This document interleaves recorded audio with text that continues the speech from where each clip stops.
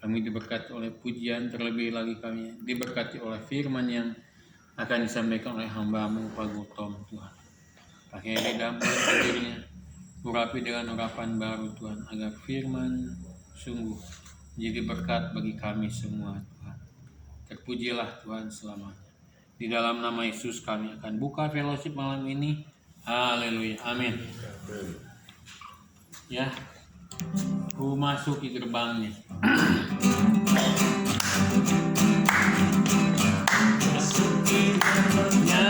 Dengan hati bersyukur, halamannya dengan pujian. Ini harinya Tuhan, ku bersuka sebab Dia Tuhan. Ku masuk di gerbangnya. Ku masuki gerbangnya dengan hati bersyukur, halamannya dengan pujian. Hari ini harinya Tuhan, ku bersuka sebab Dia girangkanku. Oh, Dia girangkanku. Dia girangkanku, oh Dia girangkanku. Ku bersuka sebab Dia girangkanku, oh Dia girangkanku, oh Dia girangkanku. Ku bersuka sebab Dia girangkanku. Dia girangkanku. Dia girangkanku, oh Dia girangkanku. Ku bersuka sebab Dia girangkanku, oh Dia girangkanku, oh Dia girangkanku. Ku bersuka sebab Dia girangkanku. Ku bersuka sebab Dia girangkanku. Amin, amin Tuhan. Sebab Dia Girangkanku. Ya, kita diberkati sepanjang minggu, satu minggu yang sudah ini, dan kita akan menyaksikan kebaikan Tuhan. Silakan. Ya, saya ya. Ya, siap. Soal Surabaya kan belum dengar kan ya? Belum. Kan sudah berapa kali saya absen di sini. Jadi waktu mau berangkat itu, saya sebenarnya agak males, cuma si Ganda telepon terus. Tadinya udah ragu-ragu lah. Si Tony tadinya mau, tapi akhirnya enggak, ya banyak kerjaan ya. Saya bilang mau nolak nih. Si Ganda ya, tiba-tiba dia bilang, Pak itu namanya udah dikirim ke sana katanya. Aduh, sama fotonya, ya untuk jadi pembicara. Ya udah, nggak bisa nolak. Sangat luar biasa. Justru yang ke Jawa Timur ini lebih meriah daripada yang ke Jawa Tengah. Sebenarnya dulu kan Jawa Timur kan Pekalongan, Magelang, Jogja, Wonosobo, Purwokerto ya, gereja. Ini kan pertama Malang. Mobil itu. Naik mobil, naik Alphardnya si Ganda. Gue duduk di tengah aja, enak kan Alphard. Ke Malang ternyata nggak jadi. Apanya? Fellowshipnya mereka ada pihak sama pimpinan dari Malang gitu, nggak jadi aja. Jadi di Malang mah jalan-jalan aja, makanya banyak foto-foto itu gua kan. Pantesan. Ya nonton mobil-mobil antik ya kan ya, lihat balapan mobil di situ kan, yang itu mobil ya. Jadi senang sekali tuh, luar biasa. Jarang orang orang tuh dari Jawa Barat tuh pengen ke Malang tuh lihat mobil-mobil itu justru ya. Bayar aja 150. Lalu gua kan jalan pinggir dan sama istrinya si Ricky Rios, jadi nggak usah bayar. Dia tahu jalan apa? Tikus. Jalan tikus. Jadi nggak bayar 150. Dia pintar tuh. Istrinya Arpi itu Bogor. Kan kita dari Jawa Barat, dia dari Bandung, dia dari Bogor. Ketemu di mana, Sragen waktu itu. Berempatnya 8 orang. Nah, Yang saya mana? udah selesai Malang, besoknya di Kediri. Justru itu pada kota kecil tapi meriah sekali. Waduh, 70 orang mah ada dari mereka aja ya. kita dijamu makannya di restoran besar sekali. Makanan ini apa tuh? Makanan meja, jaju makan tapi nggak ada apa free, nggak ada meal ticket. Hah? Belum pernah aku bilang ya seperti gini ya. Ternyata yang punya restorannya orang Kediri chapter. Jadi gratis. Oh meriah sekali lah Kediri. Habis Kediri, Ponorogo dijamu sate Ponorogo. Begitu sampai tuh dijemput ya. Satenya memang enak. Terus hotelnya pesan besok mau bayar hotel nggak usah bayar. Sama yang punyanya lah anggota chapter Ponorogo hotel. Makan membayar itulah offering ada. Dari Ponorogo kita ke Kediri, Ponorogo, Surabaya. Di situ yang tempat gede, meriah sekali lah. Yang orang Surabaya kan salah satu terbesar di Indonesia sama Jakarta kan Surabaya itu. Ya, ada pimpinannya, semua ada kok itu. Saya dulu pernah ketemu di Jakarta yang seumur saya tuh ada muncul. Ada si Payung dia yang suka khotbah ya. Siapa Anton ada. Ya seneng lah dari Surabaya baru ke Semarang. Di Semarang nggak begitu banyak orangnya, nggak banyak lah. Tapi dari situ kita nggak tidur di Semarang, langsung ke Kajen itu kota kecil, melayani di situ 2 gereja. Dan dari situ baru pulang. Ya, jadi nggak sempet belanja jalan-jalan gitu, nggak sibuk aja terus. Capek memang capek tapi sukacita lah kan melayani Tuhan ya. Dari situ teh dari Kajen itu kita ke satu tempat tuh, tempat seafood semua. Apa tuh namanya? Tempat seafood semua. Itu restoran seafood aja. Baru pulang ke Bandung sampai Bandung teh jam 11 lah. Tapi mereka nanti mau ke Sumatera, gua nggak ikut dulu kan. Capek terus. Capek nanti apa? Iya. Terus Pulang-pulang sakit. itu pulang sakit kan dari Kerawang. Iya udah pergi ke sana capek, pergi ke Rawang lagi. Kerawang. Terus itu memang gua duitnya tuh nggak terlalu besar sih, kadang-kadang nggak bayar ya. Cuma habis berapa? 1.300.000 murah. Ya di Kediri kita di hotel yang punya gudang garam, hotel bintang. Kan gudang garam kan di Kediri itu tidurnya hotel bintang, nggak tahu bayar berapa. Gua nggak usah bayar di situ juga. Banyak nggak usah bayarnya. Ya sekian Tuhan berkati. Amin. Luar biasa. Kita angkat satu pujian dulu bersama malaikat. Bersama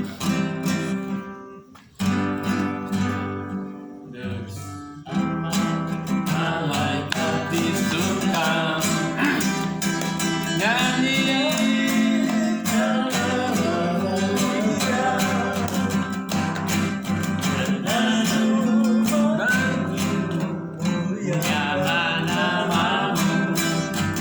Yesus, Aku menyembah sama malaikat di surga, nyanyikan hidup pujian, bermakmur bagimu, muliakan namamu. Yesus, Aku menyembah, tanganku kuangkat, tanganku angkat padamu. masuk dalam hadiratku, rasakan kasihmu dari diriku. Yesus, Aku menyembah. Hosana, hosana. Hosana, Hosana, aku memujimu. Haleluya, Haleluya.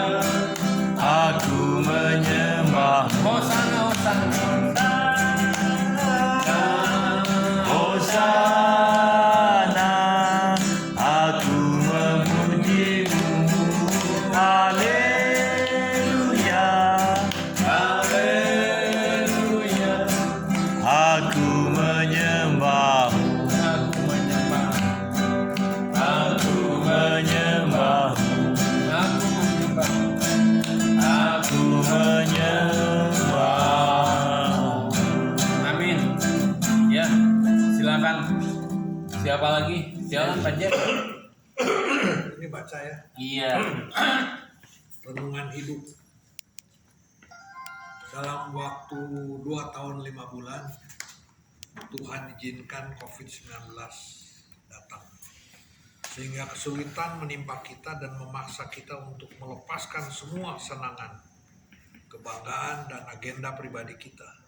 Tanpa kita sadari seringkali kita menomor sekiankan Tuhan dan lebih mengutamakan hal-hal lain melebihi hubungan kita dengan Tuhan. Hari-hari ini iman kita sedang diuji dan kita dipaksa untuk menghancurkan semua berhala kita dan membangun hubungan dengan Tuhan dan dengan keluarga. Yang memberhalakan olahraga sekarang semua stadion dipaksa tutup. Yang memberhalakan uang sekarang ekonomi runtuh. Yang memberhalakan pekerjaan sekarang tidak bisa pergi bekerja. Yang memberhalakan pergaulan sekarang kita tidak bisa bertemu teman-teman.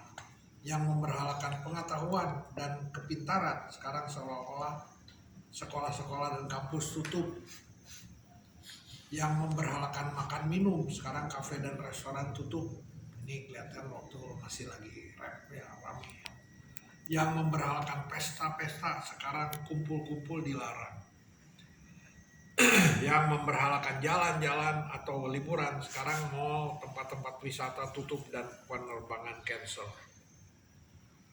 Yang memberhalakan bentuk tubuh sekarang salon kecantikan dan tempat-tempat gym tutup. Yang memberhalakan pelayanan dan gedung gereja yang megah-megah sekarang pertemuan ibadah dilarang dan harus live streaming. Yang malas pulang ke rumah dan suka kesal dengan suami, istri, anak, orang tua sekarang setiap hari siang dan malam harus berkumpul dengan keluarga. Tuhan itu baik. Tuhan tidak merancang kita untuk hancur. Di tengah-tengah situasi sulit ini, Tuhan ingin kita kembali bersekutu dengannya. Amin. Melebihi apapun, dan Dia ingin kita mengetahui bahwa Dia sedang bekerja dan memulai musim yang baru bagi anak-anaknya. Lepaskan yang lain, temui Dia dalam tempat rahasianya dan dapatkan hatinya. Tuhan memberkati. Amin. Luar biasa ya. Tuhan sudah siap. Masih ada? Mungkin nggak ada yang langsung firman. Orang-orang. Kelihatan. Iya, kita masuk ke firman Tuhan, kita siapkan hati dan pikiran kita ya. Lagu ini. Kusiapkan hatiku. Kusiapkan hatiku Tuhan. Hatiku Tuhan, untuk dengar firman-Mu saat ini. Amin Tuhan. Sujud menyembah-Mu Tuhan, Masuk hadirat-Mu saat ini. Urapan-Mu Tuhan bagi jemaat-Mu saat ini.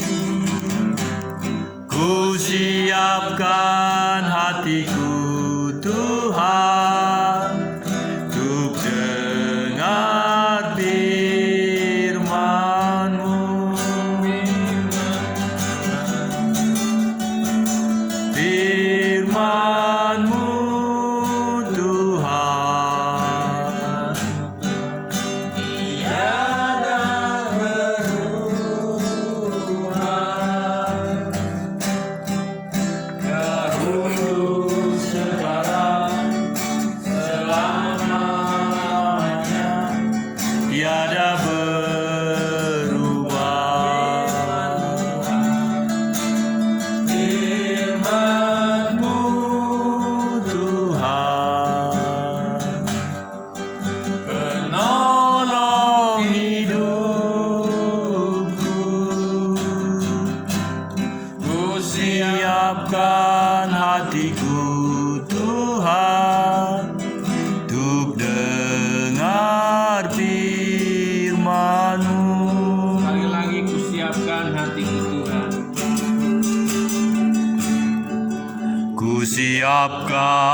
hatiku Tuhan untuk dengar firman-Mu saat ini.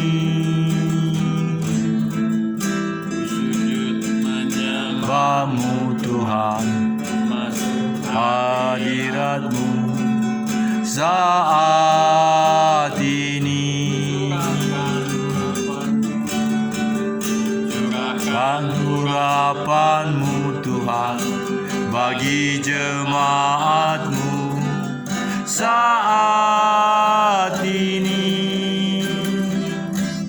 Ku siapkan hatiku Tuhan untuk dengar firman-Mu.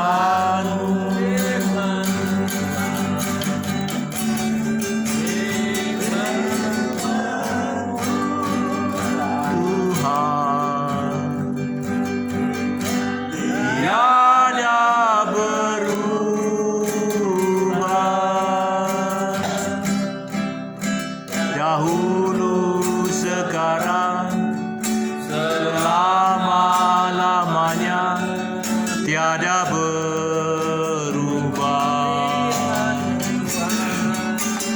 Firman-Mu Tuhan, penolong hidupku. Ku siapkan hatiku Tuhan untuk dengar firman-Mu.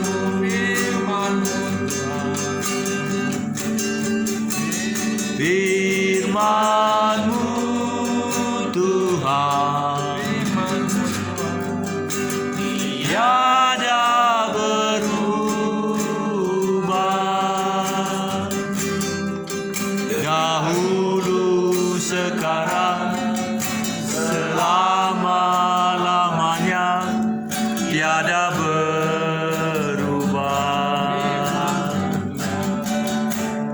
Firman-Mu Tuhan,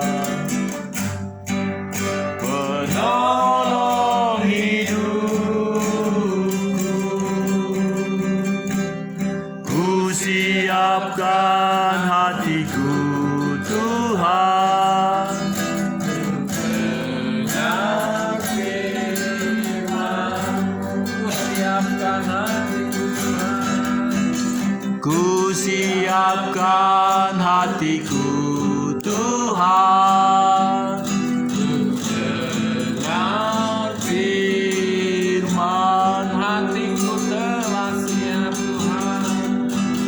Hatiku telah siap Tuhan untuk dengar firman-Mu.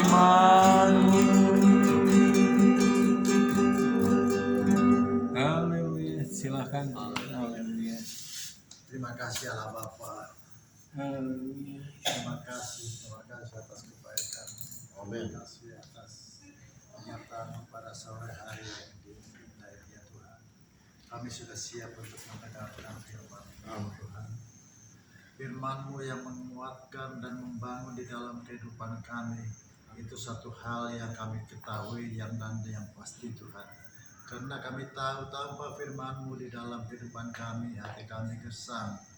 Kami tidak mendapat kepastian hidup, arah hidup kami ya Tuhan. Tapi melalui firman-Mu kami boleh damai, sejahtera, sukacita. Haleluya. Dan kami boleh dikuatkan ya Tuhan. Begitupun hamba yang pada saat ini Kau percaya Tuhan untuk menyampaikan sebagian daripada sabda kebenaran-Mu. Berfirmanlah Engkau ya Tuhan, kami sudah siap untuk mendengarkannya. Urapi lidah mulut hamba sehingga hamba tidak berkata-kata dari akal pikiran kekuatan hamba sendiri ya Tuhan, tapi hikmat marifat yang dari Engkau yang bekerja atas kami ya Tuhan. Terima kasih atas kebaikan-Mu ya Tuhan, terlebih di tengah keadaan dunia ini yang penuh dengan ketidakpastian pada saat ini ya Tuhan, kiranya kami boleh menyongsongnya dengan damai sejahtera sukacita di dalam Engkau ya Tuhan. Segala intimidasi iblis yang mau merebut damai sejahtera sukacita di dalam hati kami tengking hanya di dalam nama Dalam nama Yesus. Yesus. Kuasamu menguasai hati Amin. dan pikiran kami pribadi.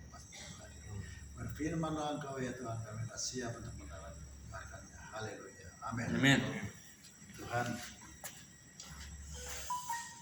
saudaraku di dalam Tuhan, kalau kita melihat hari-hari yang sudah kita lalui ini ya, kalau kita runut, kita perhatikan satu persatu seperti firman Tuhan yang mengatakan bahwa hari-hari yang kita jalani semakin penuh dengan ketidakpastian gitu ya.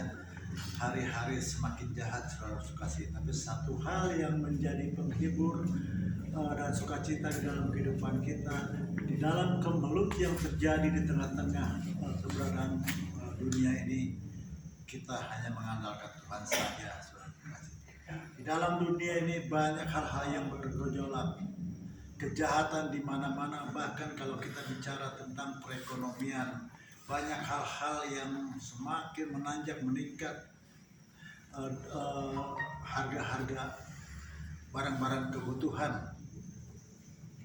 bahkan daya beli masyarakat pun sudah banyak yang sangat-sangat terpuruk sudah pasti. Tapi satu hal bagi kita sebagai anak-anak Tuhan yang menyerahkan segala aspek kehidupan kita kepada Tuhan, sekalipun segalanya naik, berkat kita juga dinaikkan. Ada amin, saudaraku kasih. Amin. Puji Tuhan.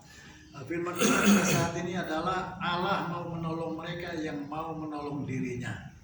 Jadi Allah mau menolong kita kalau kita mau menolong diri kita sendiri. Amin. Artinya kita tidak masa bodoh ya. Kita ada kepedulian bahwa Allah akan melawat di dalam kehidupan kita, saudara.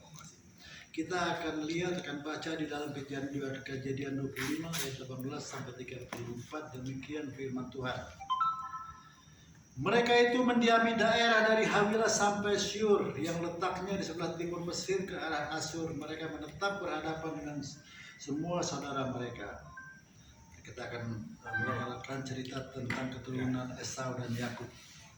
Inilah riwayat keturunan Ishak, anak Abraham. Abraham memperanakan Ishak dan Ishak berumur 40 tahun ketika Ribka, anak Betuel orang Aram dari Padan Aram, saudara perempuan Laban orang Aram itu diambilnya menjadi istrinya, yaitu menjadi istri daripada Ishak. Berdoalah Ishak kepada Tuhan untuk istrinya, sebab istrinya itu mandul. Tuhan mengabulkan doanya sehingga Ribka istrinya itu mengandung. Tetapi anaknya bertolak-tolakan di dalam rahimnya dan ia berkata, "Jika demikian halnya, mengapa aku hidup?" Dan ia pergi meminta petunjuk kepada Tuhan. Firman Tuhan kepadanya, "Dua bangsa ada dalam kandunganmu, dan dua suku bangsa akan berpencar dari dalam rahimmu. Suku bangsa yang satu akan lebih kuat dari yang lain, dan anak yang tua akan menjadi hamba kepada anak yang muda." Setelah genap harinya untuk bersalin, memang anak kembar yang di dalam kandungannya keluarlah yang pertama, warnanya merah seluruh tubuhnya seperti jubah berbulu, sebab itu ia dinamai Esau. Sesudah itu keluarlah adiknya, tangannya memegang tumit Esau, sebab itu dinamai Yakub. Ishak berumur 60 tahun pada waktu mereka lahir. Lalu bertambah besarlah kedua anak itu. Esau menjadi seorang yang pandai berburu, seorang yang suka tinggal di padang, tetapi Yakub adalah seorang yang tenang, yang suka tinggal di kemah. Ishak yang sayang kepada Esau, sebab ia suka makan daging buruan, tetapi Ribka kasih kepada Yakub. Pada suatu kali Yakub sedang memasak sesuatu, lalu datanglah Esau dengan lelah dari padang. Kata Esau kepada Yakub, "Berikanlah kiranya aku menghirup sedikit dari yang merah-merah itu, karena aku lelah." Itulah sebabnya namanya disebut Edom. Tetapi kata Yakub, "Juallah dahulu kepadaku hak kesulunganmu." Sahut Esau, "Sebentar lagi aku akan mati, apakah gunanya bagiku hak kesulungan itu?" Kata Yakub, "Bersumpahlah dahulu kepadaku." Maka bersumpahlah ia kepada Yakub, dan dijualnyalah hak kesulungannya kepadanya. Lalu Yakub memberi roti dan masakan kacang merah itu kepada Esau. Ia makan dan minum, lalu berdiri dan pergi. Demikianlah Esau memandang ringan hak kesulungan itu. Saudaraku kasih, kita di sini mau bicara tentang suara Allah, tentang hak kesulungan yang diberikan Tuhan di dalam kehidupan kita. Seringkali kita menganggap bahwa hak kesulungan itu tidak penting, saudara kasih. Tapi kalau kita simak lebih dalam di sini, kita lihat di dalam ayat 31. Dahulu kala kita perhatikan kasih itu kurang ya. Kenapa saya katakan begitu? Ketika Esau mau meminta, kalau katakanlah kalau sekarang ini mungkin siapa ya, Yakub itu mau masak kacang hijau, abangnya minta. Tahu nggak jawaban adiknya? Bolehlah, saya kasih. Tapi jual dulu hak kesulungan. Berarti kasih nggak ada ya? Iya Pak, Pak Sinaga. Nggak ada kasih ya. Tapi memang saudaraku, segala sesuatu itu Tuhan izinkan, karena ketika Yakub mengatakan jual hak kesulunganmu, Yakub mempunyai pegangan bahwa iman dia itu kepada Tuhan sangat luar biasa.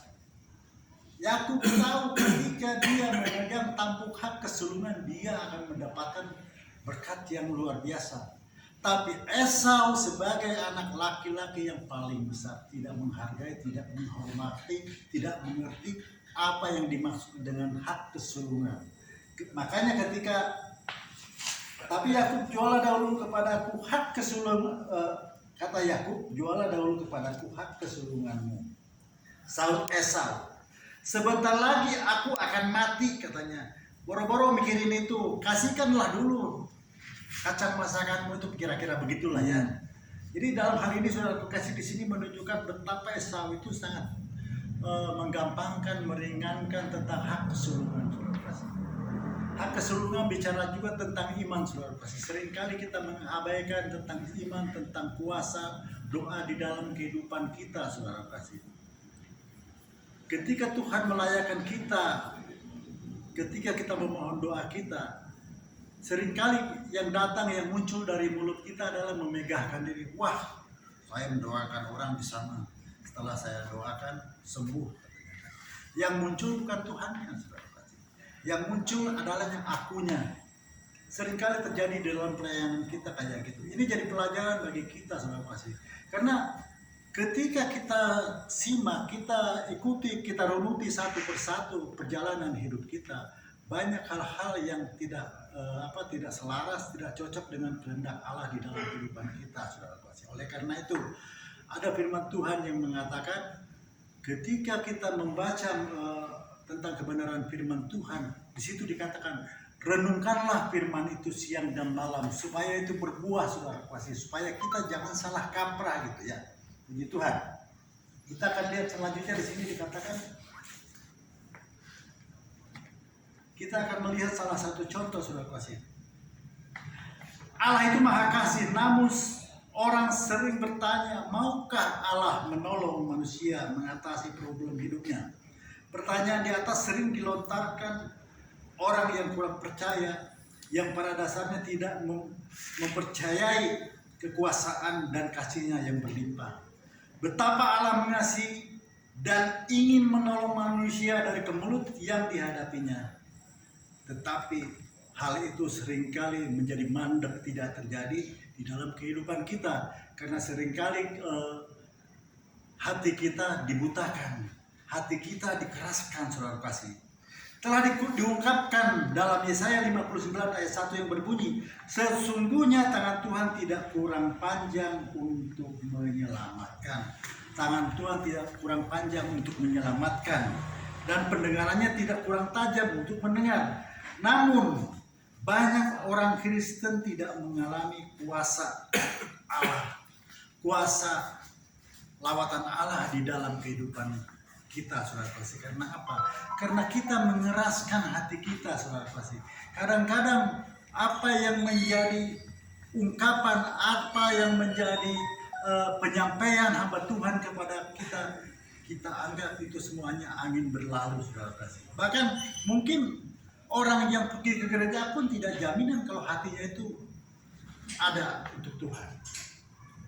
Mungkin pada masa-masa muda kita dulu, kita masuk ke gereja motivasinya lain, mau ngeceng mungkin ya, mau mencari teman pasangan dan lain sebagainya. Tapi saudara kasih, ketika kita berada di hadirat Tuhan, kita akan pergunakan waktu itu dengan baik. Jadi jangan salah kita menyikapi apa yang menjadi kebenaran firman Tuhan. Dan dikatakan di dalam Yesaya 52 yang berbunyi, tetapi yang merupakan pemisah antara kamu dan Allahmu ialah segala kejahatanmu, dan yang membuat dia menyembunyikan diri terhadap kamu sehingga ia tidak mendengar ialah segala dosamu. Kesimpulannya, Allah mau menolong mereka yang mau menolong dirinya. Lewat kisah Yakub dan Esau kita dapat belajar banyak hal untuk menjawab pertanyaan di atas. Jadi di sini kalau melihat dari satu sisi, kalau kita melihat mungkin sepintas dari ayat 31 ini, kedengarannya memang dia itu jahat ya, licik gitu ya. Yakub berkata, jualah dahulu kepadaku hak kesulunganmu, katanya kepada abangnya. Kalau kita simak, itu nggak layak, itu adalah suatu penjahatan.